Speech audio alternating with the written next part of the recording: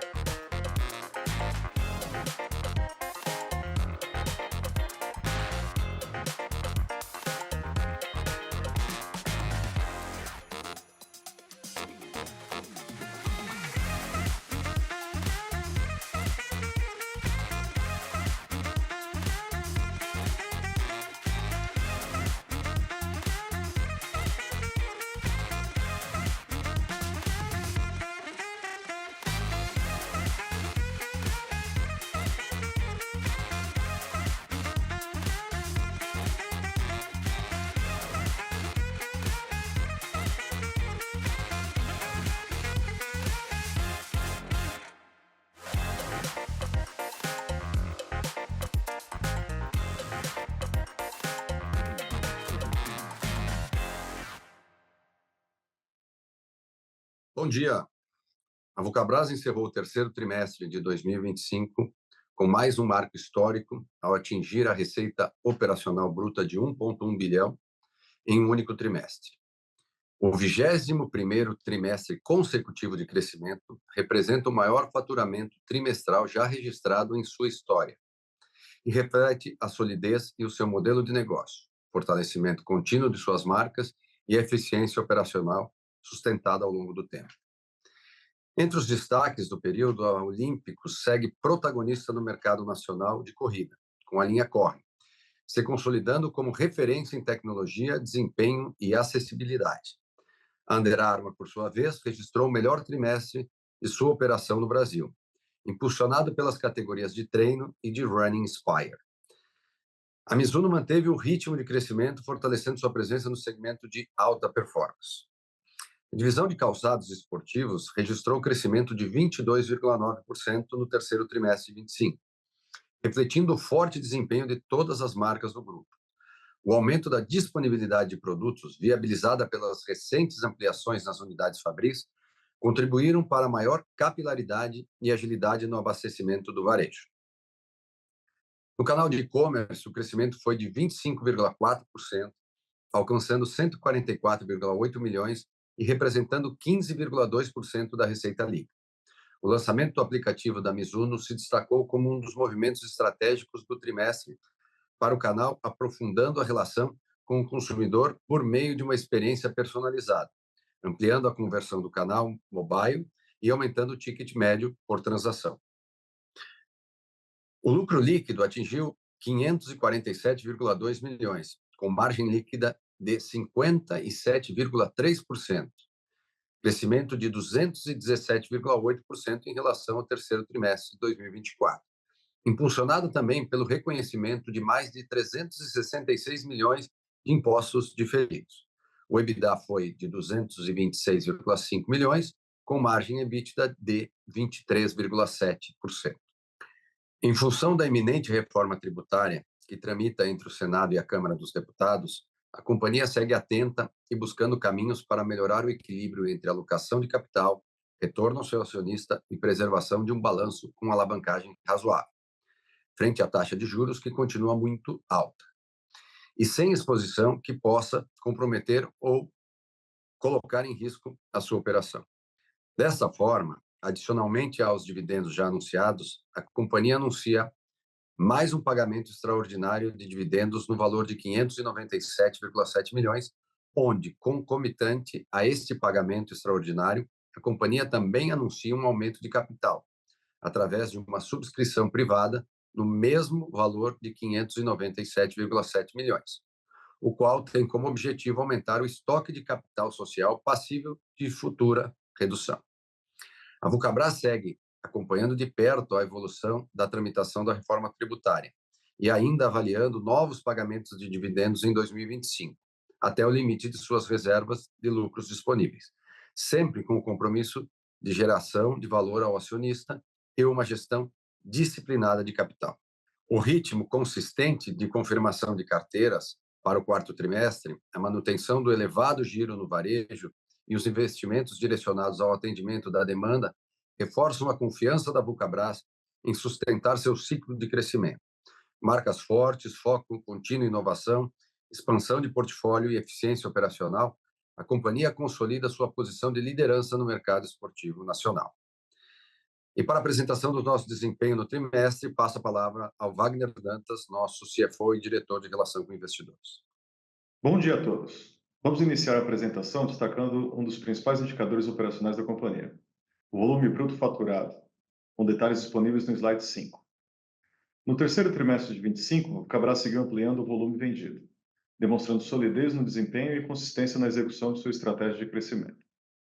O volume bruto faturado atingiu 9 milhões de pares e peças, o que representa um crescimento de 7,7% em relação ao registrado no mesmo período do ano anterior.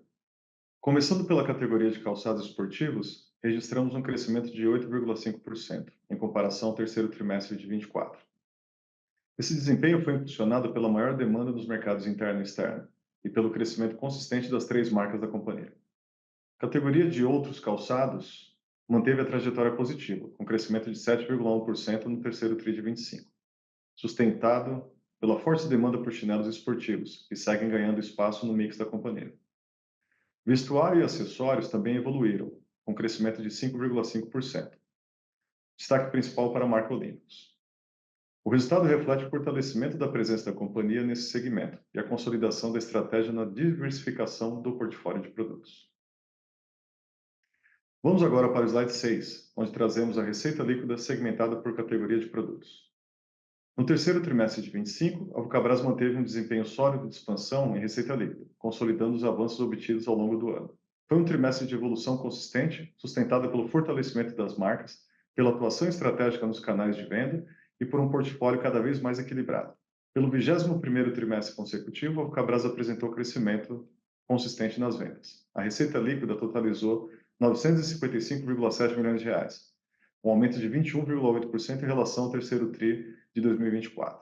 Na categoria de calçados esportivos, o crescimento foi de 22,9% em relação ao mesmo período do ano anterior.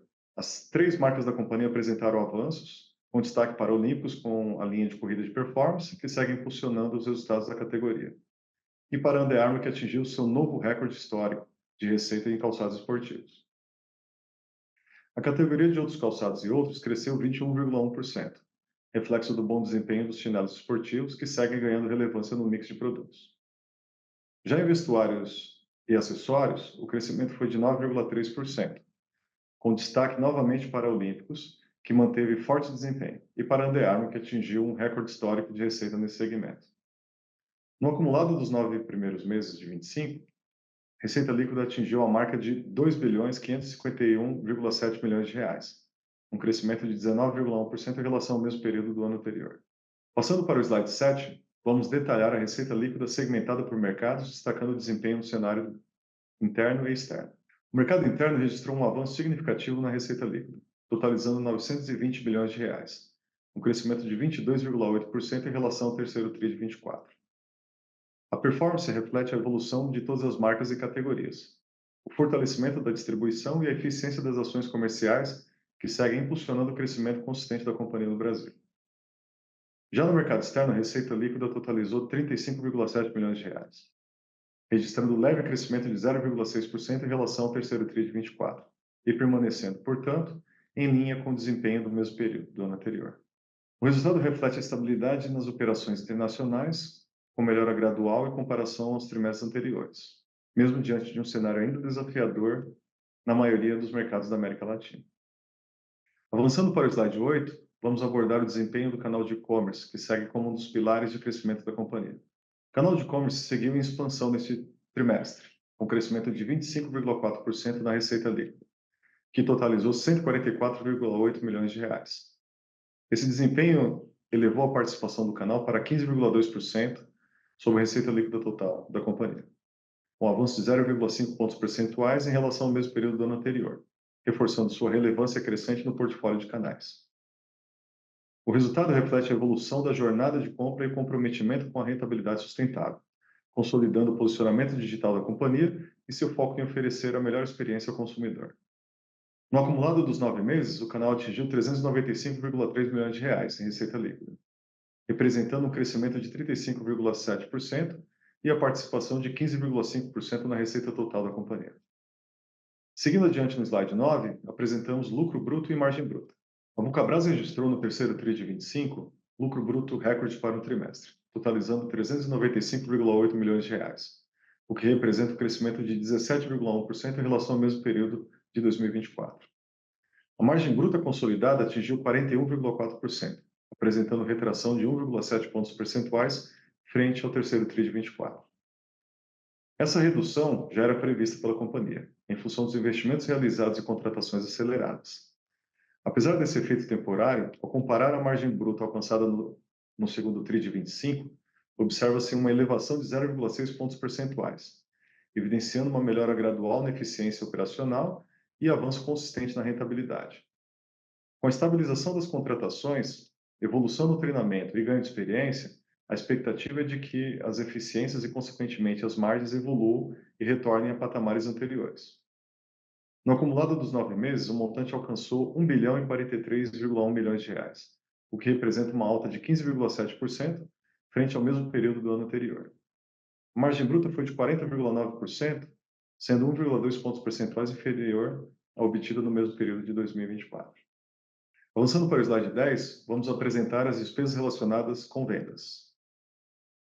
No terceiro TRI de 25, as despesas relacionadas a vendas, propaganda e a perdas estimadas em crédito de liquidação duvidosa totalizaram 168,5 milhões de reais, o que representou um crescimento de 17,7% em relação ao mesmo período de 2024. Desconsiderando os investimentos em propaganda, as despesas diretamente ligadas à atividade comercial e à gestão de risco de crédito somaram 114,2 milhões de reais no terceiro TRI de 25, representando um aumento de 11,4% em relação ao terceiro TRI de 24. Quando comparadas à receita líquida, essas despesas representaram 11,9%, uma redução de 1,2 pontos percentuais em relação ao mesmo período do ano anterior.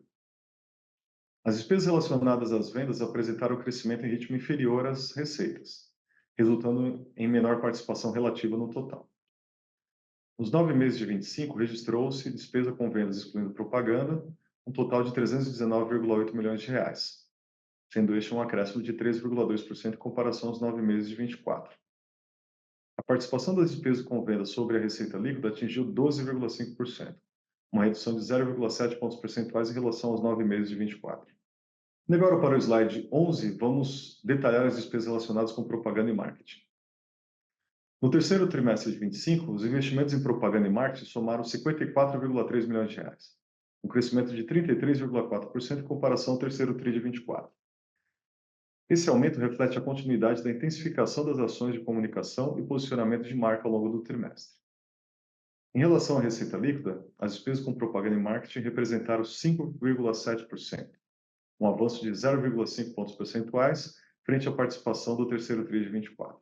No terceiro trimestre de 25, a Vulcabras reforçou a força de suas marcas Olímpicos, Mizuno e Under Armour em diferentes territórios esportivos e culturais, impulsionando resultados com lançamentos relevantes, eventos proprietários e ativações que ampliaram o engajamento com consumidores, atletas e comunidades esportivas. A Olímpicos fortaleceu a sua conexão com corredores brasileiros por meio da campanha O Brasil Corre com a Olímpicos, presente em 10 provas oficiais do projeto 50 Corridas Comemorativas pelos 50 anos da marca. O período também trouxe lançamentos especiais, como o PEC 50 anos e o Corre 4 Vanderlei Cordeiro de Lima, além das novas cores da família Corre, reforçando o equilíbrio entre performance e inovação. A Mizuno destacou-se pelo foco em performance e inovação, com lançamentos como o Wave Rider 29, Wave Sky 9 e a coleção Hanabi Pack. O novo aplicativo da Mizuno e o programa Mizuno Sports Members fortaleceram a proximidade com os consumidores e consolidaram a presença da marca no Brasil. Nos 9 meses de 25, as despesas com propaganda totalizaram 139,4 milhões de reais, representando um crescimento de 28,7% em relação ao mesmo período de 2024. A participação das despesas de propaganda e marketing sobre a receita líquida foi de 5,5%, um aumento de 0,4 pontos percentuais frente aos 9 meses de 24. Seguindo para o slide 12, vamos tratar das despesas gerais e administrativas. No terceiro trimestre de 25, as despesas gerais e administrativas totalizaram 52,8 milhões de reais, representando um aumento de 19,5% em relação ao mesmo período do ano anterior. Quando analisadas em proporção à receita líquida, as despesas gerais e administrativas alcançaram 5,5% no trimestre, uma redução de 0,1 pontos percentuais em relação ao terceiro TRI de 24. Nos 9 meses de 25, as despesas gerais e administrativas totalizaram 156,9 milhões de reais, representando um crescimento de 26,1% em relação ao mesmo período do ano anterior. Em proporção à receita líquida, representaram um aumento de 0,3 pontos percentuais, frente aos 9 meses de 24. Ao longo de 2025, essa linha foi influenciada por fatores não recorrentes. Sem esses efeitos, o resultado recorrente teria sido de 147,6 milhões de reais, o que equivale a 5,8% da receita líquida no período. Seguindo agora para o slide 13, discutiremos o resultado financeiro e a dívida líquida, destacando os principais fatores do trimestre e os efeitos sobre a estrutura de capital da companhia. No terceiro TRI de 25, o resultado financeiro líquido foi uma despesa de 0,2 milhões de reais, representando uma queda em relação ao mesmo período do ano anterior. Neste trimestre, observou-se um aumento nas despesas com juros em função da elevação do passivo financeiro, efeito que foi parcialmente compensado pelo crescimento das receitas financeiras. No período, foram reconhecidos eventos não recorrentes decorrentes da recuperação de créditos de PIS e COFINS, aferida e controladas, com reflexo positivo no resultado financeiro. Esses efeitos contribuíram com 4,9 milhões de reais na linha de resultado financeiro, elevando o valor contábil reportado no período. Sem esse impacto não recorrente, o resultado financeiro corresponderia a uma despesa de 5,1 milhões de reais. Nos 9 meses de 25, o resultado financeiro apresentou uma receita de 121,5 milhões de reais. Ajustado pelos eventos não recorrentes reconhecidos em 25, o resultado financeiro passaria a representar uma despesa de 6,4 milhões de reais, em comparação à receita de 5,5 milhões de reais registradas no mesmo período de 2024. Em 30 de setembro de 2025, a companhia apresentava dívida líquida de 436,3 milhões de reais, sendo 413,7 milhões de reais superior à observada no encerramento de 31 de dezembro de 2024. O aumento do endividamento líquido decorreu principalmente da captação realizada em julho de 2025, por meio de debêntures no montante de 500 milhões de reais. No slide 14, apresentamos o lucro líquido e o ROIC ajustado. No terceiro trimestre de 25, a companhia registrou um lucro líquido de 547,2 milhões de reais, o que representou um aumento de 217,8% em relação ao mesmo período do ano anterior. A margem líquida do trimestre alcançou 57,3%, refletindo uma expansão de 35,4 pontos percentuais em comparação ao terceiro TRI de 24. Importante destacar que no terceiro TRI de 25, o lucro líquido foi impactado positivamente em 384 milhões de reais em função do reconhecimento de créditos de PIS e COFINS aferidos e controlados e pelo reconhecimento do imposto de renda e contribuição social diferido sobre prejuízos fiscais e diferenças temporais. Desconsiderando os eventos não recorrentes registrados no terceiro TRI de 25, o lucro líquido do trimestre totalizaria 163,2 milhões de reais, sendo 11,6% superior ao registrado no mesmo período de 2024. A margem líquida recorrente do trimestre alcançou 17,1%, refletindo uma queda de 1,5 pontos percentuais em comparação ao terceiro TRI de 2024. A Vulcabras registra mais um trimestre de lucro líquido robusto. O ótimo desempenho das vendas, aliado à maior diluição das despesas operacionais, contribuíram para compensar parcialmente a pressão sobre a margem bruta. No acumulado do ano, o lucro líquido atingiu 1 bilhão e 6,5 milhões de reais, representando um crescimento de 151,2% em relação ao resultado apurado no mesmo período de 2024. A margem líquida evoluiu 20,7 pontos percentuais, atingindo 39,4% nos 9 meses de 25. Na comparação do lucro líquido recorrente, o crescimento foi de 10,5%, atingindo 414,1 milhões de reais, com margem líquida recorrente de 16,2%, ficando assim 1,3 pontos percentuais inferior ao mesmo período do ano anterior. Já o ROIC ajustado anualizado atingiu 46,2%, registrando um aumento de 16,7 pontos percentuais frente ao resultado de 31 de dezembro de 2024. Agora, no slide 15, vamos detalhar o comportamento do EBITDA. No terceiro tri de 25, o EBITDA da companhia totalizou 226,5 milhões de reais, representando um crescimento de 15,1% em relação ao mesmo período de 2024. A margem EBITDA reduziu 1,4 pontos percentuais, atingindo 23,7% no terceiro tri de 25. Importante destacar que, no terceiro trimestre de 25, o EBITDA foi impactado positivamente em 15,3 milhões de reais em função do reconhecimento de créditos de PIS/COFINS, aferidos em controladas, o que representa uma variação na margem EBITDA de 1,6 pontos percentuais. Desconsiderando os eventos não recorrentes registrados no terceiro trimestre de 25, o EBITDA do trimestre totalizaria 211,2 milhões de reais, sendo 13,8% superior ao terceiro trimestre de 24. A margem EBITDA recorrente do trimestre alcançou 22,1%, refletindo uma redução de 1,5 pontos percentuais em comparação ao terceiro trimestre de 2025. Embora ainda pressionada pela queda na margem bruta, a maior diluição das despesas contribuiu para que na margem EBITDA a redução ficasse ligeiramente menor, mesmo com um crescimento relevante no canal de e-commerce, onde as despesas comerciais são superiores em percentual de receita aos demais canais. Este resultado reforça a eficiência do modelo operacional da companhia, refletindo a sua capacidade contínua de adaptação e solidez na execução das estratégias. No acumulado do ano, o EBITDA atingiu 663,3 milhões de reais, representando um crescimento de 34,1% em relação ao mesmo período de 2024. A margem EBITDA evoluiu 2,9 pontos percentuais, alcançando 26% nos 9 meses de 25.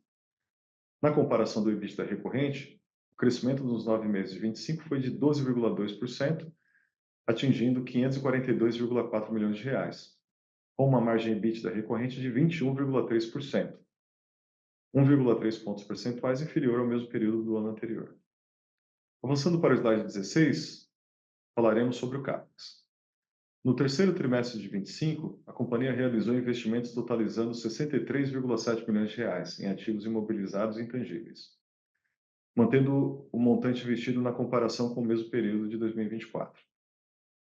Os investimentos mais relevantes foram destinados à ampliação do Parque Fabril, por meio da ampliação de algumas áreas de apoio à produção e aquisição de equipamentos voltados ao incremento da capacidade produtiva, mantendo-se o foco na modernização e na otimização contínua da eficiência operacional.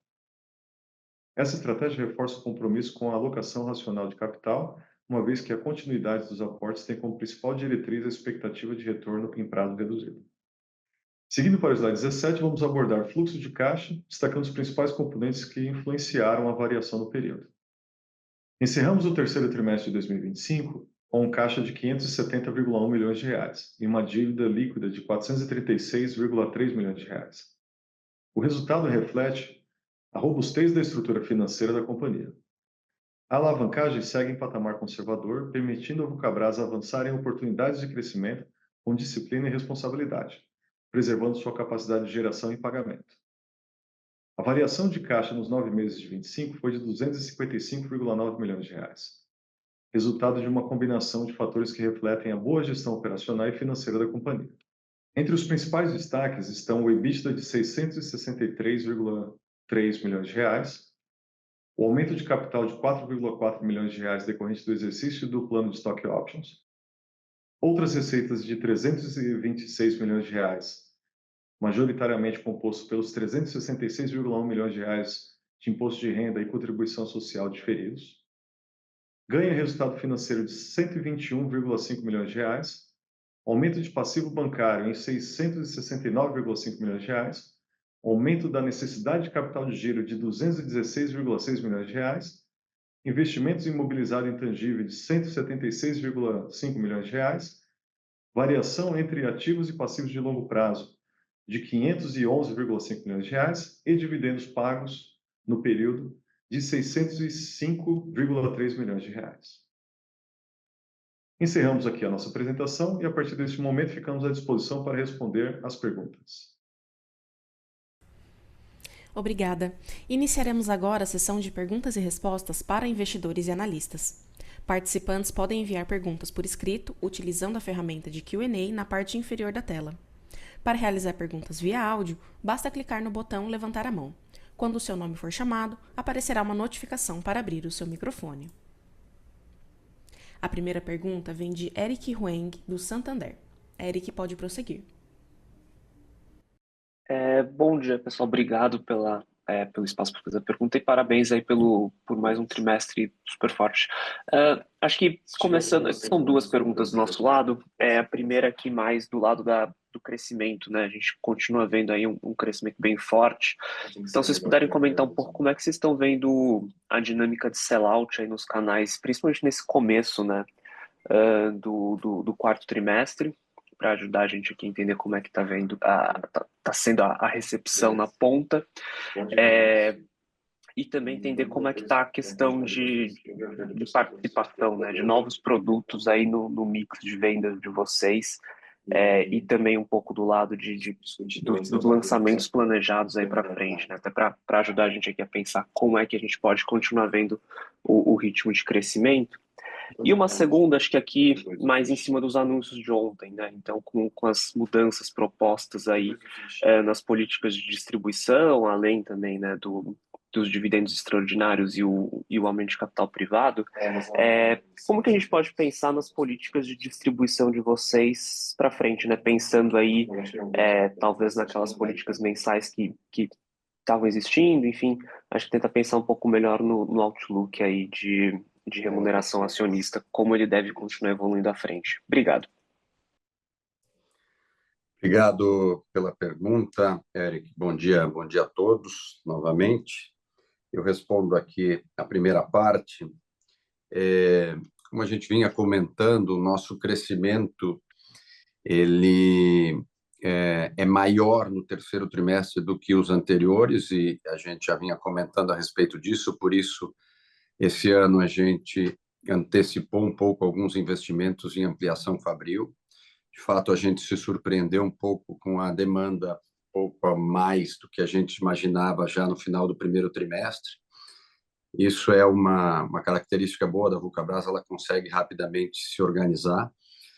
É verdade que tivemos que contratar muitas pessoas, e isso gera um pouco de ineficiência no início, até que elas fiquem bem treinadas, mas o crescimento é maior do que o que a gente vinha reportando nos trimestres anteriores. O quarto trimestre e o ano da Vulcabras está resolvido, segue num ritmo muito bom. Nós já estamos olhando para o ano de 2026, por sinal, já com carteiras muito boas, com pré-vendas já feitas. É lógico que falta fazer o quarto trimestre, alguma produção e o faturamento, mas muito bem encaminhado no mesmo ritmo que a gente vem reportando de crescimento. Isso tudo tem muito a ver com a segunda parte da tua pergunta sobre ampliação de produtos. De fato, a gente identificou essa tendência de que a corrida aumentaria muito há 6 anos atrás, quando a gente começou a inventar a linha do Corre. A gente já vinha identificando essa tendência e a gente vem ampliando nas 3 marcas a coleção de running. Então, não só na Olímpicos, que hoje já é o tênis mais vendido, né, o tênis mais usado por corredores brasileiros, e a gente considera que essa marca dentro da marca Olímpicos, que é a marca Corre, ela está em construção, ela ainda não chegou num share de mercado que a gente acha que ela possa crescer. Por sinal, com bastante humildade aqui, eu acho que a gente vem ampliando o mercado, os nossos produtos, o custo-benefício desses produtos tem dado mais acesso a mais pessoas à prática esportiva e a gente tem ajudado a ampliar. Então, não é só uma disputa de um mercado, é também uma ampliação de um mercado. E replicando isso nas outras duas marcas, na Under Armour, um pouco menor, e na Mizuno, principalmente, que está sendo implementada uma coleção de running técnica muito maior do que tinha. Então, o crescimento vem muito dessa linha de running, dessas linhas de running, dessa tendência de corrida. E esse ano a gente lançou vários produtos e o ano que vem a gente vai continuar essa ampliação de produtos e um portfólio ainda maior. Segunda parte eu deixo para você, Wagner. Pode deixar. Vamos lá. Bom dia a todos mais uma vez. Obrigado, Eric, pelas perguntas. Bom, a respeito de dividendos, expectativa, eu acho que vale só fazer uma rápida explanação a respeito do anúncio que nós fizemos, né, nesse momento, onde a gente declara distribuição de dividendo e, concomitante essa distribuição de dividendo, a gente chama ali um aumento de capital. E a explicação desse movimento explica um pouco da nossa visão para os próximos passos, né? A gente faz uma distribuição de dividendos, né? Então a gente utiliza ali a reserva de lucros que a gente tinha disponível, né? E no momento que a gente chama a subscrição privada, né, principalmente capital, a gente de certa forma migra, né, a reserva de lucros para um estoque de capital social, onde ele é passível de eventuais futuras reduções de capital e pelo menos até o momento, né, fora do escopo da reforma tributária, fora do escopo de qualquer submissão à tributação, né? Então, foi um movimento que a gente optou por fazer nesse momento do ano, até para que ele conseguisse ser concluído ainda dentro de 2025. A gente continua estudando, né, eventuais novas distribuições de dividendos ainda em 2025, no limite das nossas reservas de lucro, né? Então, a gente ainda está atento e acompanhando muito de perto a evolução do tema de tributação, sempre pensando na maximização e na construção de maior valor aí na perspectiva dos nossos acionistas. Eu acho que tem um pilar fundamental aqui que tange aqui as nossas decisões, nosso mindset na administração, que é manter o nosso balanço com uma baixa exposição à alavancagem financeira.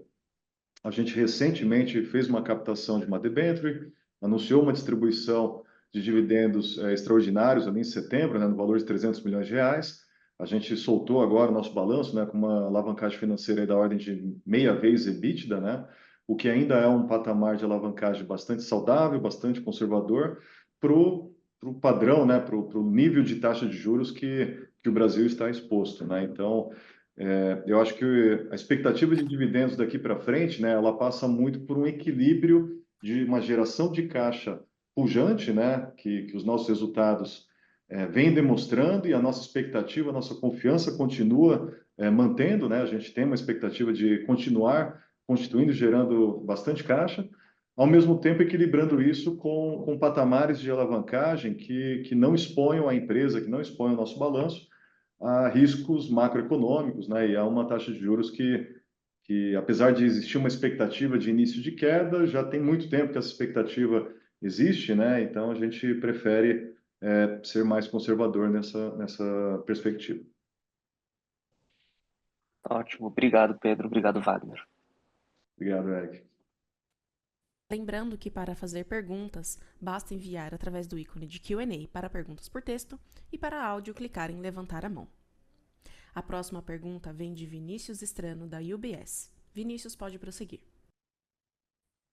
Bom dia, Pedro. Bom dia, Wagner. Obrigado por pegar minhas perguntas. Se vocês puderem explorar um pouco como é que a gente pode pensar esse efeito mix e o crescimento da linha Corre, afetando um pouco aqui o crescimento de preço por par para frente, né? E também, se vocês puderem ajudar a gente a pensar nessa dinâmica de crescimento de receita, olhando um pouquinho o volume, repasse de preços e mix, pensando aqui em 2026. E também se puder dar uma atualização, como é que vocês enxergam hoje a penetração da linha Corre dentro da Olímpicos? E olhando para a expansão do Corre, se vocês acham que ele vem um pouco mais aqui via novas portas, agora com maior disponibilidade de produto e um pouco mais de oferta, ou talvez um pouco mais de ganho de participação dentro da carteira dos pedidos dos clientes já existentes. Essa é a minha pergunta. Obrigado. Obrigado, Vinícius. Primeiro, sobre o mix, a gente vem ampliando o mix e qualificando o mix. A maioria dos produtos que a gente tem implementado, felizmente, tem dado certo ao longo de muitos anos. E o que a gente faz quando a gente cria um produto ícone, como Corre 4, como Corre Max, como alguns produtos da Under Armour ou da Mizuno, a gente acaba fazendo uma ampliação da coleção, trazendo um produto mais caro e mais barato. Isso quer dizer que a gente, por exemplo, entrega mais amortecimento num produto com materiais um pouco mais elaborados e também faz o produto mais econômico para que a gente possa democratizar ainda mais. Isso está acontecendo com a linha do Corre. A gente vem ampliando não só modelos, mas dentro das categorias, e são várias, né? Produtos com placa, nós temos 2, vamos ter 3. Esses produtos de amortecimento que eu falei, nós já vamos ter 4. Ali da linha do Corre nasceu também o Corre Turbo, Corre 5 já vai ser lançado no ano que vem. Então, a gente vem ampliando a coleção da Olímpicos. Na Under Armour, a Under Armour tradicionalmente não tinha uma coleção ampla de produtos para disputar o mercado de corrida, ela sempre ficou muito focada em basquete e training, e nós, no entendimento com a matriz internacional em Baltimore, nós explicamos que a gente precisava criar uma coleção para Under Armour no Brasil, e nós criamos. Então, a gente tem uma coleção sendo implementada a partir do ano que vem, que também é criação brasileira, dentro de todo esse mapeamento de mercado que a gente tem. E algo que eu vejo como uma grande notícia está numa linha nova da Mizuno, que se chama Energy, que é uma linha de produtos robustos. Eu carinhosamente aqui chamo de canoas, porque são produtos arqueados, muito modernos, e produtos muito indicados para competição, mas principalmente para treinos. Ele tem muito amortecimento, e a Mizuno não estava investindo nessas categorias de produto. Então, vem uma coleção enorme de Mizuno, importada e nacional, muito bem alinhada nas faixas de preço. Então, o mix vem crescendo, principalmente na linha de corrida, que é o que eu mais tenho falado. Mas, independente disso, a força das nossas marcas tem nos dado a oportunidade de ampliar em outras categorias também. Essa é uma categoria que vem crescendo, que é a categoria de moda, lifestyle esportivo. A gente já lançou, por exemplo, a linha do Corre, chamado Corre S, né? A última foi o Corre 4S, e isso vai para algumas casas esportivas que vendem produtos mais para o dia a dia, para o lifestyle. Então, ele tem as características esportivas, mas tem a roupagem, né? A cosmética dele muito mais direcionada para um uso do dia a dia, não tanto para performance. Esse é um outro mercado que vem crescendo. Então, sobre 2026, nós já lançamos as nossas coleções, as notícias são ótimas, a gente tem uma demanda já sendo, né, os pedidos, né, as pré-vendas sendo feitas e mostrando uma sinalização positiva de crescimento. E a sua pergunta muito boa para explicar aqui, se nós vamos ampliar em novas lojas, eu te diria que pouco será por novas lojas. Felizmente, a gente conseguiu, inclusive com a Olímpicos, atuar na maioria das lojas do Brasil. Hoje você vai em todas as lojas que vendem tênis, ou praticamente todas, têm as nossas marcas. Mas confesso que em muitas delas ainda nós não temos uma consistência de abastecimento satisfatório, seja por o cliente ainda estar conhecendo esse giro do nosso produto, seja pela disponibilidade que a gente tinha. Por isso, nós aceleramos os investimentos para aumentar a nossa capacidade fabril.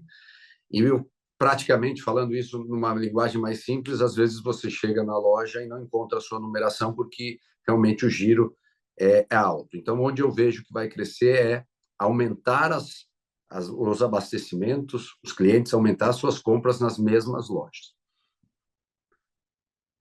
Obrigado pela pergunta, Vinícius. Perfeito. Obrigado, Pedro.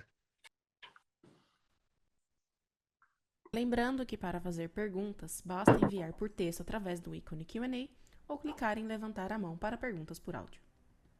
A próxima pergunta vem de Larissa Summer, da XP. Bom dia, Wagner, Pedro. Parabéns aí pelos resultados e obrigada por pegar nossa pergunta aqui. Aqui do nosso lado são duas relativamente rápidas aqui. Primeiro no tema da margem bruta, né?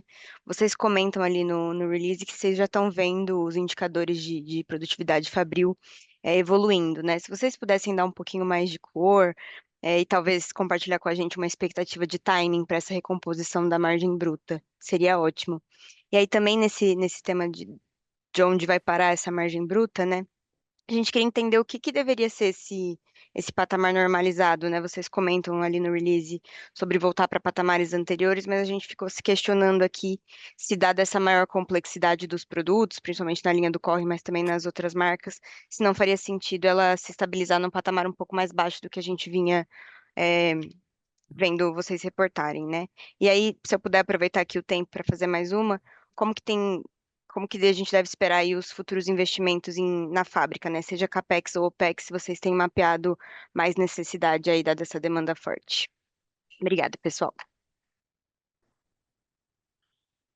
Começo aqui, Wagner.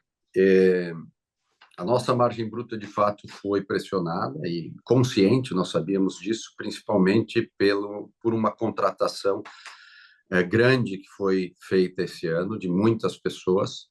A gente e o Brasil inteiro sofre com absenteísmo também, então existe mais trocas de pessoas que existia no passado.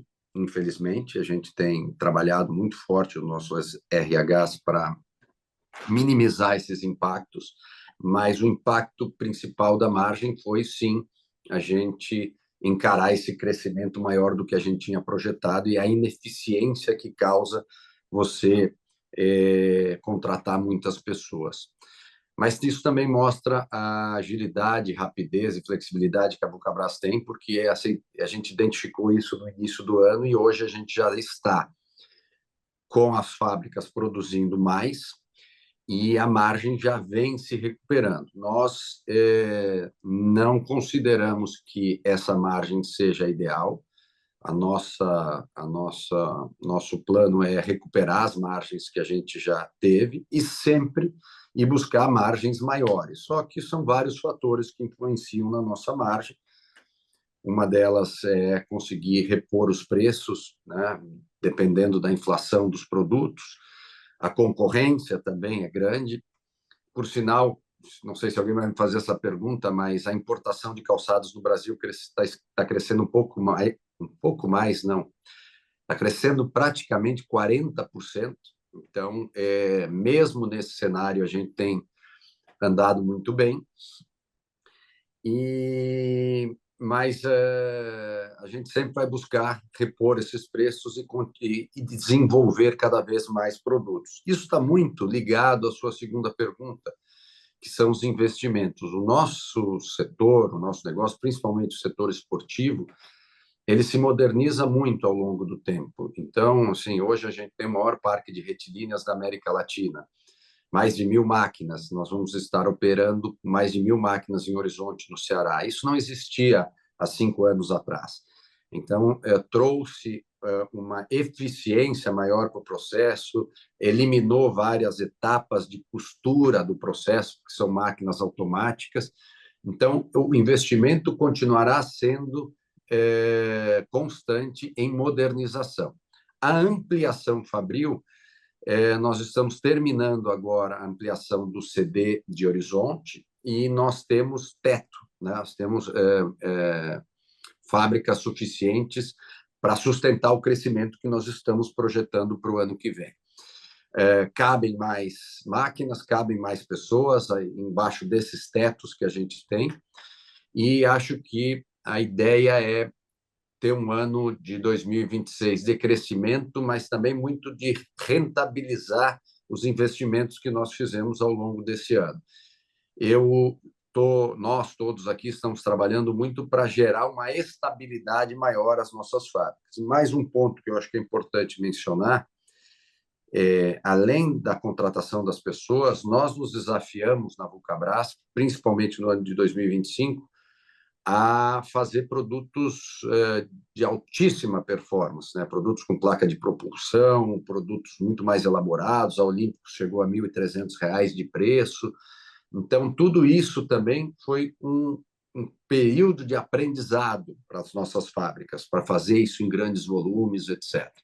Então, vejo que nós vamos continuar evoluindo mais no ano que vem, com muito mais experiência e minimizando as ineficiências que nós causamos ao longo desse ano. Tudo depende também do cenário, da concorrência, mas a nossa ideia é continuar no nosso ritmo de recuperação de margens e crescimento.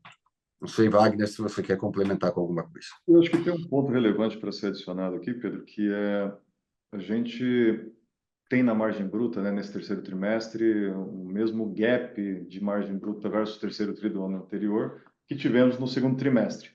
Mas na comparação da sequência dos trimestres, né, se a gente comparar contra a margem bruta do segundo trimestre, ela já apresenta uma evolução, ela evolui ali 0,6 pontos percentuais.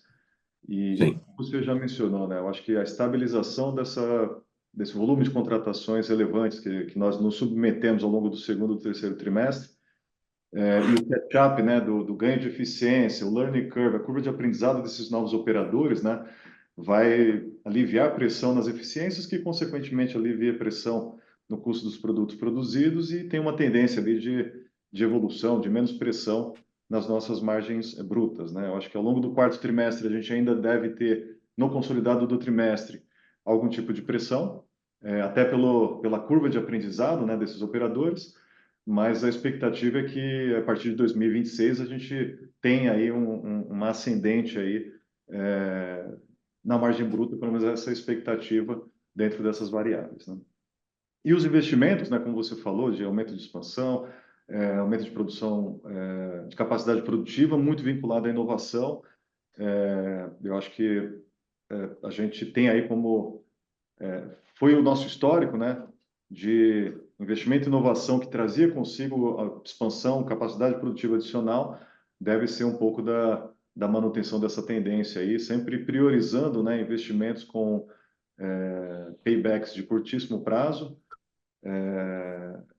e medindo, né, esses investimentos em cima da captura das carteiras, né, da expansão do nosso potencial de vendas. Super claro, pessoal. Obrigada pelas respostas e parabéns de novo aí pelos resultados. Obrigado, Larissa. Mais uma vez, lembrando que para fazer perguntas de áudio, basta clicar em levantar a mão ou enviar por texto através do ícone Q&A. A próxima pergunta vem de Santiago Gottschall. Santiago, pode prosseguir. Bom dia. Espero que o áudio esteja bom. Obrigado por captar minha pergunta. Eu sou acionista pessoa física. Eu gostaria de estar apenas parabenizando por esses excelentes resultados que a companhia postou hoje. Mas, infelizmente, o meu ponto aqui eu tenho que referir ao artigo 202 da Lei das SAs, que não permite a redução do dividendo mínimo obrigatório de 25%, a não ser que aprovada pela unanimidade dos presentes. E aí eu ressalto que, mesmo que essa intenção da empresa seja a melhor possível e o estatuto, ali na proposição de estatuto, existe uma questão assim, muito subjetiva, né, a critério exclusivo da administração, e se compromete a adotar as medidas necessárias, tudo isso. O fato é que tirar essa premissa dos 25% da lei das SAs, que uma empresa aberta não pode reduzir, isso criaria um precedente muito ruim para outras empresas, e eu tenho certeza que essa proposição terá oposição completa de vários acionistas. Então, eu gostaria de ouvir a empresa sobre isso. Com quem que isso foi discutido e por que essa proposição, que parece totalmente extemporânea no momento que a empresa deveria estar comemorando os excelentes resultados. Santiago. É isso. Bom dia, Santiago. Bom, primeiro, obrigado pela sua pergunta. Bom dia. Eu acho que esse tema é um tema que será debatido e votado na Assembleia Geral Extraordinária, que a gente também convocou, mas eu acho que é super bem-vindo e pertinente a pergunta para trazer luz e clareza à intenção dessa proposta, que ainda será votada, será discutida no fórum apropriado, né? O fato é que a gente está propondo a redução do dividendo mínimo obrigatório, ou melhor, a gente está propondo que a distribuição mínima obrigatória de 25% dos lucros não seja realizada somente através de dividendos. Se você continuar ali no texto da proposta da GE, a gente propõe a redução dos dividendos mínimos obrigatórios de 25% para 1%, mas a gente mantém o compromisso de manter a distribuição mínima obrigatória de 25% através de outros veículos também. Então, não só dividendos, mas também através de redução de capital, através de JCP, através de programa de recompra, né? Então, o propósito disso, né, é, de fato, criar outros veículos para a gente manter esse compromisso de distribuição mínima inalterado, porém com veículos que possam ser tributariamente, né, mais assertivos na perspectiva dos acionistas, tá? Então, acho que a GE está convocada, a gente vai estar discutindo e votando isso, né, no fórum apropriado, mas eu achei muito pertinente e obrigado aí pela dúvida, porque nos dá a oportunidade de esclarecer o racional por trás dessa proposta, né?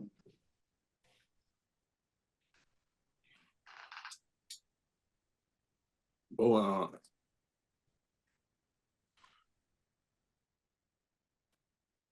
Lembrando que para fazer perguntas, basta enviar por texto através do ícone de Q&A ou clicar em levantar a mão. O áudio do Santiago caiu, mas de qualquer forma espero ter respondido a dúvida dele ali e não sei se ele está nos ouvindo. Voltou aqui. Santiago? Santiago, seu microfone está liberado, pode prosseguir.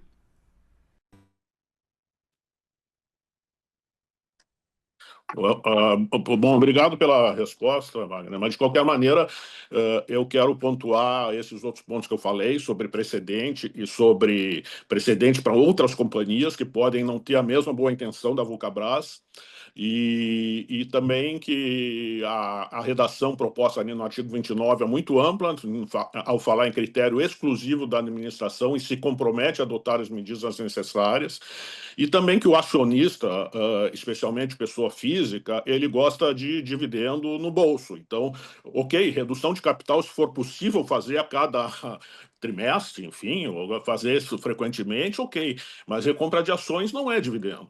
Então, e aí, ou qualquer outra forma que passe a ser permitida para alcançar qualquer finalidade, realmente isso aí vai ter oposição, é apenas isso que eu estou colocando. Muito obrigado. Santiago, obrigado mais uma vez, obrigado pela sua pergunta, obrigado por ter chamado esse ponto, porque nos dá a oportunidade de explicar o racional, e acho que tem um fórum apropriado lá na Assembleia, a gente vai estar discutindo, vai estar votando isso, acho que é sujeito lá à Assembleia.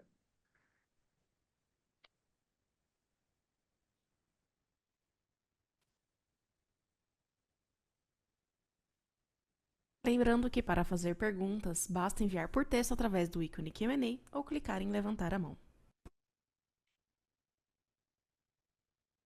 Nós temos uma pergunta que veio pelo chat, eu vou ler ela aqui. A pergunta veio do Wilson Contro.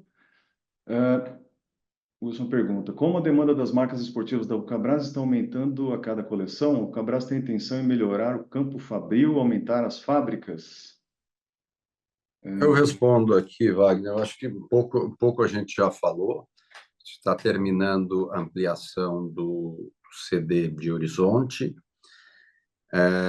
Nós estamos ampliando também o nosso centro de distribuição em Extrema. Fizemos, ao longo dos últimos anos, várias pequenas ampliações, mas nós temos hoje capacidade suficiente para sustentar o crescimento de 2026, quem sabe lá até de 2027, dependendo de como for. Então, construção de novas fábricas ou ampliação de prédios não são necessários para o crescimento que nós estamos planejando. Claro que vai ser constante o investimento em modernização e maquinários novos que seguem sendo lançados, e a gente está muito atento a isso. Temos viajado o mundo aí para buscar todos os sistemas e tecnologias mais eficientes que existam hoje no mundo. Mas, por enquanto, para os nossos planos, nós temos fábricas suficientes. Sem falar que teria também como utilizar, em caso de uma demanda maior, um terceiro turno em uma condição mais ampla, mas, por enquanto, isso não é necessário. A gente tem investido muito em eficiência das fábricas, inclusive para conseguir tirar mais produtividade do que a gente já tem. E a gente tem conseguido.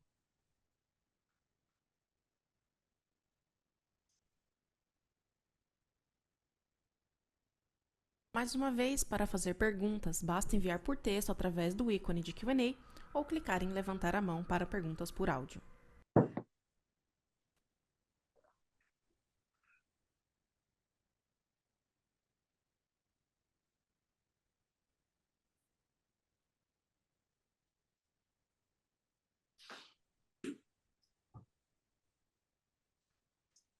Havendo mais perguntas, chamo a empresa para fazer as considerações finais.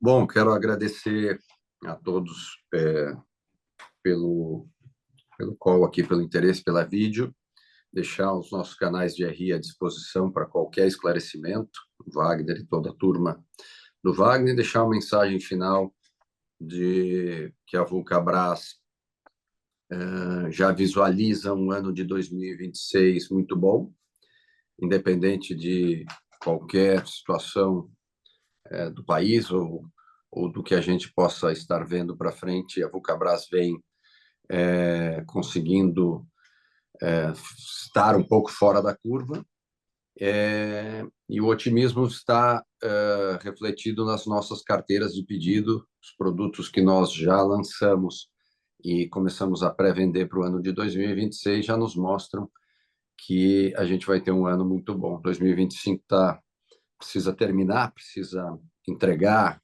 faturar tudo que tem que fazer, mas está resolvido também. Então, o Vulcabras segue numa tendência positiva e com uma visibilidade boa de futuro. Muito obrigado a todos. A videoconferência da Vulcabras está encerrada. Agradecemos a participação de todos e tenham um bom dia.